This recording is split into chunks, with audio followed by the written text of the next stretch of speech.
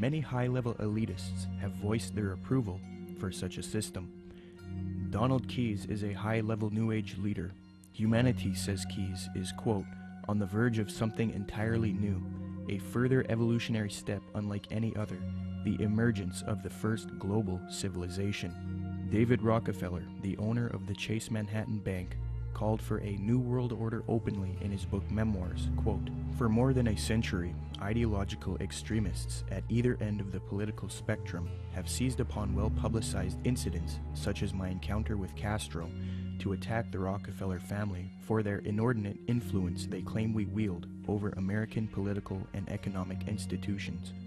Some even believe we are part of a secret cabal working against the best interests of the United States, characterizing my family and me as internationalists, and of conspiring with others around the world to build a more integrated global political and economic structure. One world, if you will. If that's the charge, I stand guilty, and I am proud of it, unquote.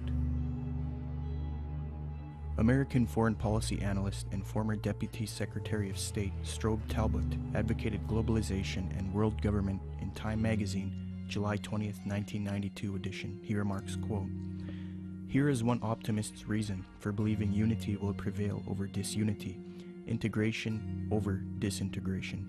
In fact, I'll bet within the next 100 years, I'm giving the world time for setbacks and myself to be out of the betting game, just in case I lose this one. Nationhood as we know it will be obsolete.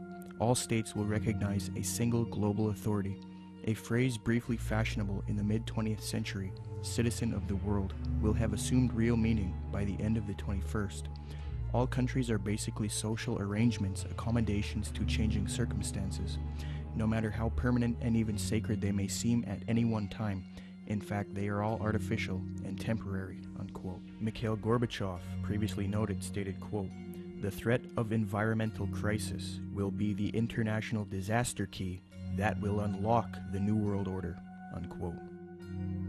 Gorbachev also remarked, quote, we are moving toward a new world order, the world of communism. We shall never turn off that road, unquote.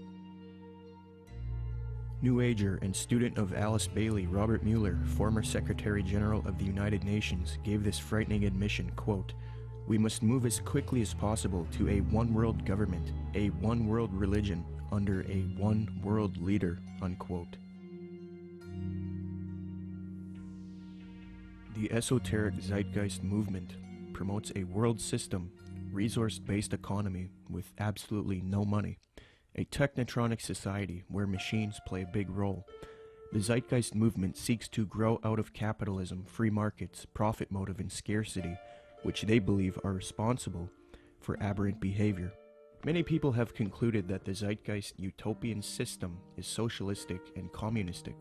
For example, after watching Zeitgeist Addendum, author and political lecturer G. Edward Griffin was convinced that Zeitgeist is advocating a Marxist socialist world system. He states, quote, perhaps the biggest insult to our intelligence is the main theme of the program. It is that profits are the root of all our problems today. That being the case, we must change mankind to reject profit, and we must work together on some other basis.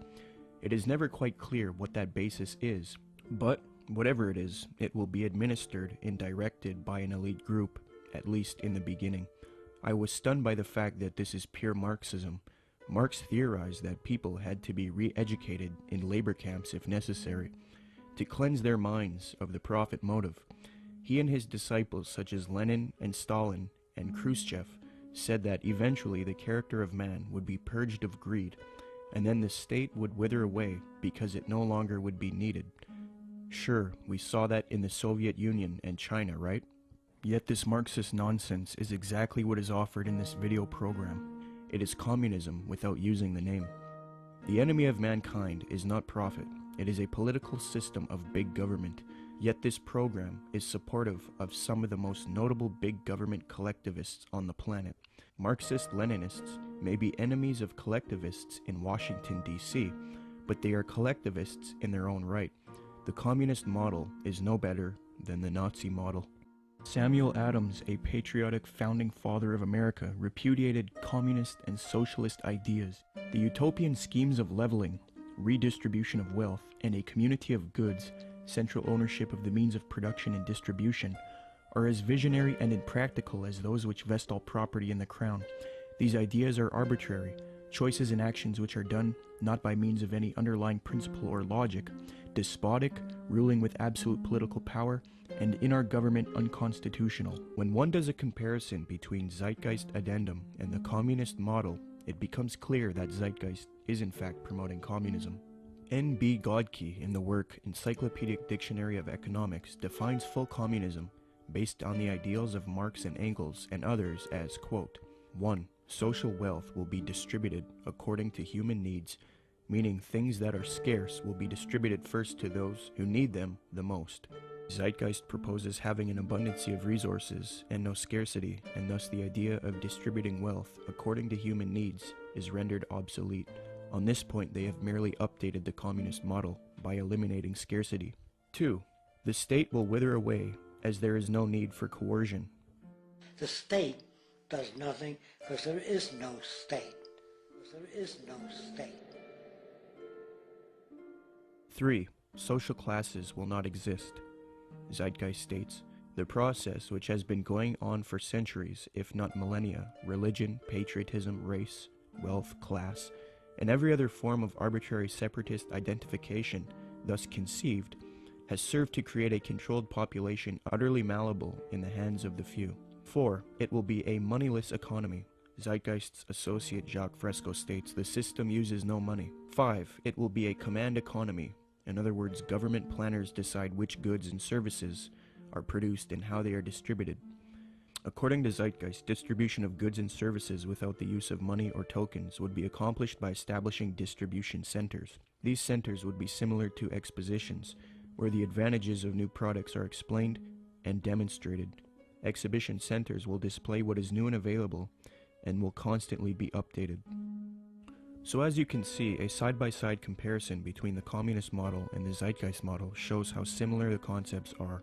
The Marxist website entitled socialismoryourmoneyback.blogspot.com, after reviewing the Zeitgeist movement and their admissions, stated this on July 26, 2009, quote, "This, surely, is the same as what we call world socialism," unquote. So even the socialists will admit that the Zeitgeist movement is in fact world socialism.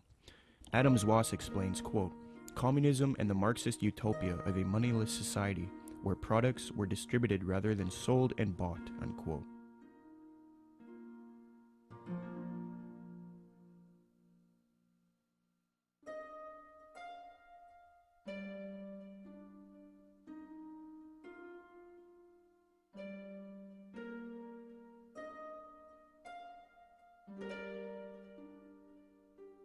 Zeitgeist's main source, Acharya S., promoted the founder of communism, Karl Marx, on her website. It no longer looks like this, but using archive software, you can see how her website looked in the years past. She quotes Karl Marx, defaming religion, thus showing her support of Marx and communism.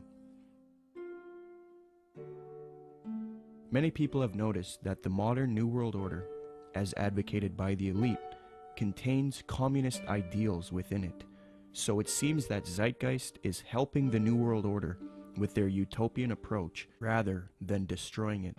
They had a biblical philosophy. They gave us a republic. When Ben Franklin walked out of the building, one of the ladies said, "Mr. Franklin, what kind of government did you give us?" He said, "A republic, if you can keep it." Republics are hard to keep. We've lost ours, folks. We are not a republic anymore. We have degenerated to a democracy, and the next step is totalitarianism. We're that close to becoming a totally socialistic and then communistic country in America. You watch, it's going to happen real soon. What they're going to do next time is manufacture a depression, coming real soon probably, collapse the U.S. economy, which can easily be done overnight. And then everybody will line up and say, "Oh, hey, we're starving. What can we do?" They're going to say, "You know, we really got a problem. We need to solve this." Constance Cumby recognized that the New Agers desire a communist world system, quote, "The New Agers feel that the program they are offering the world would satisfy the basic desire of communists in that it proposes a form of world socialism. These books were calling for a new world order with an accompanying global food redistribution program aided, of course, by modern technology, i.e. computers," unquote. A redistribution program aided by modern technology and computers is exactly what the Zeitgeist movement is advocating. Notice how similar Zeitgeist's plan is to the New Age agenda just mentioned in Constance Cumby's book. In the Zeitgeist orientation lecture, Peter Joseph states, "Just as each city has a central organizational dome which functions as the brain along with its nervous system, consisting of computerized environmental monitoring via satellite and electronic probes, the larger world complex absorbs each city and monitors the broad spectrum of the environment, making sure there isn't a problem or material resource needed in any of the individual cities, while also regulating larger order processes for all the cities and the environment as a whole."